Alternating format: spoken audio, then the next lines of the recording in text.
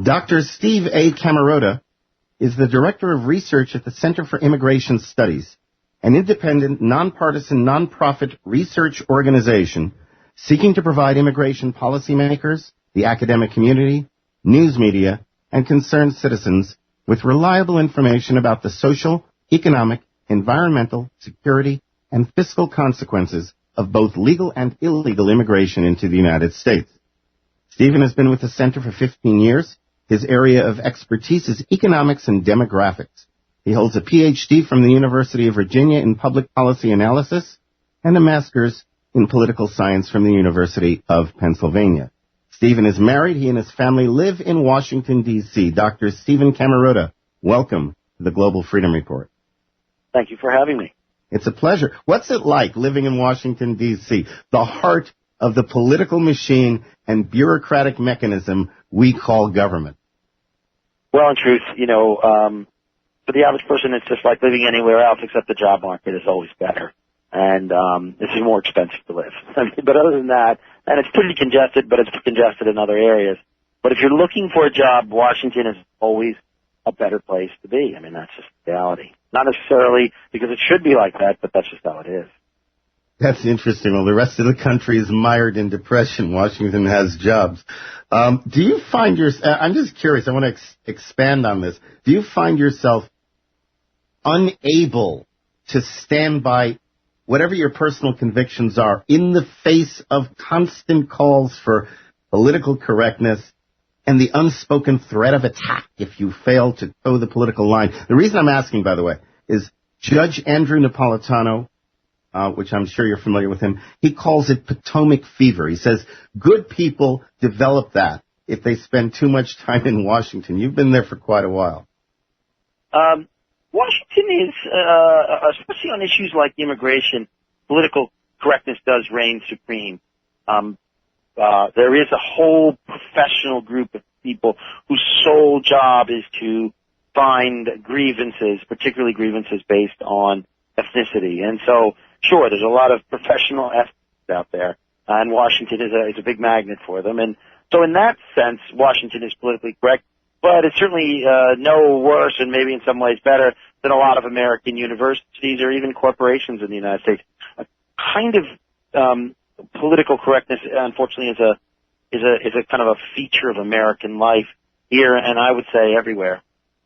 Oh, definitely. We just did a story. Apparently, the BBC has replaced the designations BC and AD in terms of calendars with CE and BCE, Common Era before Common Era, because they don't want to offend non-Christians. So, yes, I know what you're talking about. Do you ever hear, do people in Washington ever talk about things like individual freedom, the American Revolution, the principles of the Constitution, rather than just the rhetoric? Do you ever hear that kind of talk there, or is it really banished from the district? No, I don't claim to be some kind of expert on the political discourse in Washington, but those things come up. But as a practical matter, the fact of the matter is, I would tell you that most Americans seem to want their goodies from the government. And so if you are someone who wants to curtail the size and scope of government, you run into that basic fact. Yeah, nobody likes to pay taxes, but the fraction of the public that now uses public services of one kind or is dependent, whether it's food stamps or food, free school lunch or the WIC program or SSI or Social Security or Medicaid or TANF or any and others, public housing, subsidized housing, the list goes on, is so vast that it becomes very hard to talk about whether the program itself is a good idea and whether it should continue at all or in its current form. So that's a problem, but I would argue that that's not a problem that sort of Washington is causing that really is, we all know that Medicare can't go on the way it is, for example. Something has to change. We're going to probably have to offer people maybe less and increase taxes or something, right? You can't keep spending 10% more, 12% more each year on something. It gets too big too fast. Okay, we all get that. But boy, talk about trying to change it and, everybody's upset. Well, so that's the kind of thing but when it goes on here. There you run into a problem because I would agree with you. People just want to get their bennies. They want to get their perks wherever they can, and they don't want to pay for them if they can help it. But I think that when someone comes up with an intelligent argument, say on Medicare, you have people in politics who take advantage of the fact that all the old people out there want to have Medicare to come up and, start their rhetoric. It's not necessarily that the people on Medicare won't listen. It's that they never actually get to dialogue because the political rhetoric interferes with it. But that's off topic. A fair point. A very fair point. That's off topic. Do you prefer Steve or Steven? You can call me Steve. That's fine. All right, great. Just don't call me late for dinner. In the current run-up to the 2012 presidential election, job creation is a major issue as Americans remain mired in the second Great Depression, and make no mistake about it, that's what it is. Mainstream media have declared Texas Governor Rick Perry to be the front runner, even though Ron Paul, the only candidate supporting smaller government, constitutional principles, and personal freedom, has won most major straw polls to date. As one of his major accomplishments, candidate Perry boasts a superb record of creating jobs in Texas. You researched Perry's record. What can you tell us about the truth or falsehood of his claims? Well, if we look at, say, from the time right before the recession to the current period, it is certainly correct to say that Texas is one of the few places in the country that has a positive increase in jobs. That is, there are more people working in, say, 2007, the second quarter of 2007, right before the recession, and compared to the second quarter of 2011. And that is one of the only states where that's true. But, and this is important, but I think for most people, is it does appear that most of the new jobs or most of the net gains in employment went to newly arrived immigrants. Immigrants who came in 2007 or after counted or 81% of the jobs were taken by newly arrived immigrant workers, both legal and illegal. Now, how is that possible? How is it possible that people who are in our country illegally can get such a large percentage of available jobs without it being made into a major political issue? You're in Washington. How has this been kept relatively quiet? Well, I think that there are a couple quick reasons. One is that who would talk about it? The Republican Party tends to be very captive to the business community, so they're not going to want to talk about it.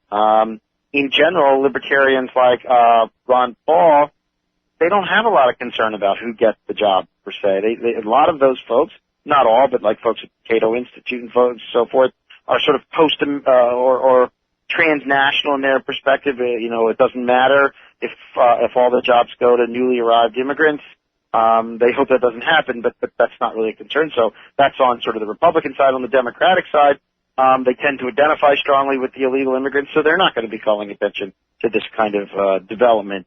But you would think that on the Republican side, just the very fact that there is a whole slate of candidates that not everybody is libertarian oriented. You would think Mitt Romney or Bachman or Hunter or Huntsman, one of these people would be out there bringing this up. The first I've seen about this is when I read some of your material.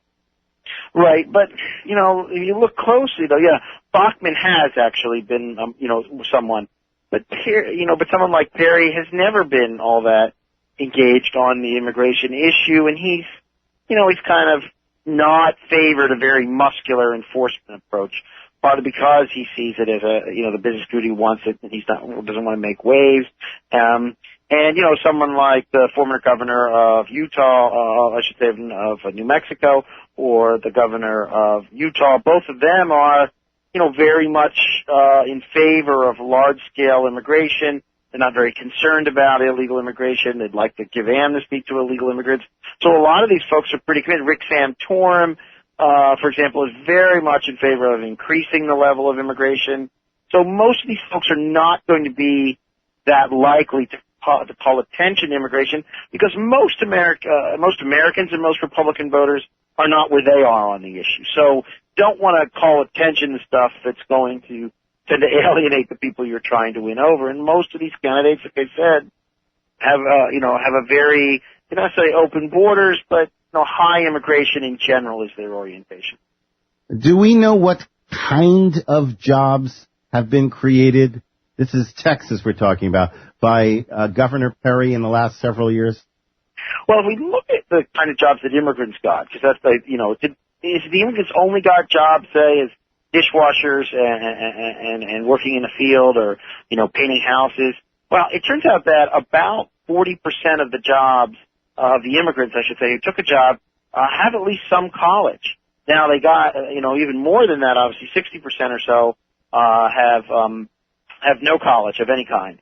So they were concentrated somewhat in the lower parts of the educational distribution, but the fact is that they took jobs or made employment gains throughout the educational distribution, both at the very bottom end and at the top end. So they got a disproportionate share of jobs.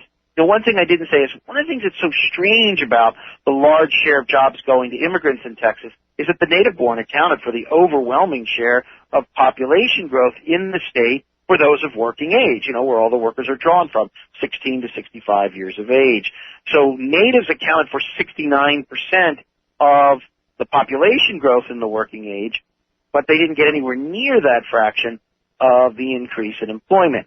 As a consequence, the share of native-born people of working age in Texas holding a job declined very dramatically over this period, at least as much as it did in most states, and in some states did much better than Texas. In other words, the employment rate of the native-born, the employment rate is the share of people of working age holding a job, looks very bad in Texas. The state ranks 29th in the nation. So in other words, there was job growth. It all mostly went to newly arrived immigrants. And so the share of working-age Texans holding a job fell pretty precipitously. How does somebody like a Governor Perry create jobs? What can that's a very fair question. Can he do that much? Yeah, in other words, what can government legitimately do to create employment where previously there was none? And more so, how can that be done without making those jobs available to the American people themselves? What role does any governor have in that? Yeah, it's a very fair question, and the answer is, lots of factors entirely outside of the governor's control. I mean, what state, just to give you a classic example, what state has the best job market by far in the United States? Listeners may not know, but it's North Dakota. Why? Because over the last... Only non-federal bank. Well, the reason is, actually, if you want to know, is that this huge oil boom going on up there, the Bakken oil reserves, which had not been successfully tapped in a big way until fracking and horizontal drilling were perfected. Now, some people think, that North Dakota is going to pass California, maybe even Alaska in oil production, because of this new technology. No one knows, but the point is that has created an enormous impetus to a very tiny economy. So a lot of oil jobs and then all the spillovers. So that had nothing to do with what the state government did up there. In terms of Texas, it has a relatively low regulation environment, no income tax. It's a relatively low income tax state. So that has tended to cause it to be an area for the last 30 years of significant job growth. When you do things like, no taxes, no income taxes, or, low regulation, what you do is you attract businesses to Texas, but it doesn't necessarily mean that those businesses create new jobs. They just move their operations there necessarily. I mean, am I being too naive? Well, in general, though, if a headquarters from some company or a new manufacturing or a new call center goes in, that's job. So, if you, remember it, yeah. No, I mean, the location of the movement of businesses generally means the movement of jobs. Haven't there been policies implemented to discourage the hiring of illegal aliens who I consider actually, you'll never hear me say illegal immigrants because immigration is a legal process. Illegal immigrant is an oxymoron. I call them invaders to our country. Well, there is, but, the Bush administration and the Clinton administration before that, had generally taken not a very robust enforcement. Just, very briefly, we don't have an entry-exit system to record the arrival and departure of temporary visitors. So millions of people live in the United States who just overstayed those temporary visas. Large sections of the border remain relatively easy to cross. We have a lot of border crossings still, though those numbers are down. We don't require employers to verify the legal status of new hires. The Social Security Administration and the IRS both willingly and knowingly accept false Social Security numbers. In other words, you would think if you gave your employer the Social Security number of 123456789 and said your name is Jim Smith, born on such and such date, you'd think, well, Social Security would get back to the employer and say, hey, there's no one in our records like that. But they don't, in general. And that's a choice. After 9/11, for example, they started to do it. The business community got upset. The Chamber of Commerce said no way, and the Bush administration immediately backed off. So, I mean, as a general proposition, we've made a series of choices at the border, at ports of entry, at the work site that make it relatively easy to work in the United States illegally. How does Arizona or Oklahoma or any other state's legislation concerning illegals affect the job situation in Texas, if at all? Right. Well, I mean, or maybe Texas's choice. You know, the governor has opposed the use of that E-Verify system that lets employers verify the legal status of their workers, so that's important. He did sign legislation giving in-state tuition to illegal immigrants. So he has done some things. He has complained about sanctuary cities and tried to prevent them from not their policies of non-cooperation with the Immigration Service. But he certainly hasn't taken the road that Arizona has taken, which has required employers to verify the legal status of their workers, which has created anti-smuggling laws so that local enforcement or state enforcement can arrest folks. Made it clear that state and local police have the authority to arrest illegal immigrants. A whole series of things Arizona has done that Texas has chosen not to. And it is worth noting that Texas, illegal population from 2007 to 2011 grew by 60 or 80,000, according to the federal government, while Arizona's fell by a similar amount. Texas has made some choices, but of course the economy has been better in Texas as well, and that almost certainly plays a role. Obviously, the federal government has primary responsibility here, but, the governor can play a constructive role, and in general, Perry has not favored a muscular enforcement. I may be wrong on this, but it seems to me that if jobs are brought into a given state or into the country, and those jobs are filled by illegals, that in some way that's going to translate into taking money out of the American economy. I understand that the illegals get themselves these Social Security numbers, and presumably money is deducted just like anybody else. But am I wrong? I mean, it seems to me that this has got to take money out of the American economy at a time that it can't afford it. Well, two things would be generally true. Illegals have lower tax compliance than natives, a lot lower. So we think only about 50%, I should say, of illegals work on the books. They've given the employer some kind of identification and have payroll tax deducted. About half don't. So yes, among the native-born population, it's only like 5% or so. So yes, that would be one example.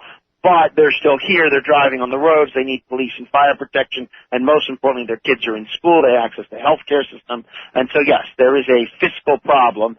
The other way in which illegal immigration tends to cause money to flow out of the country is through the practice of remittances. At least $30 billion a year is sent overseas by immigrants. That is, people who work in the United States but who send the money out of the United States. And so, yes, that can be a problem as well, because if an American earning money would generally spend it here or save it here, whereas immigrants don't. And so of that, say, 30 billion, 10 billion of it is from illegal immigrants sending money overseas. So that's another way in which immigration could be problematic. The fiscal costs, particularly at the local level for schools and local hospitals, for example, or local jails, can be quite burdensome, and that's another big potential issue. Also, if the illegals are displacing native-born, and then that would mostly be less educated native-born people from the labor market, that could be a problem because now you have a larger group of people who are native-born who aren't working.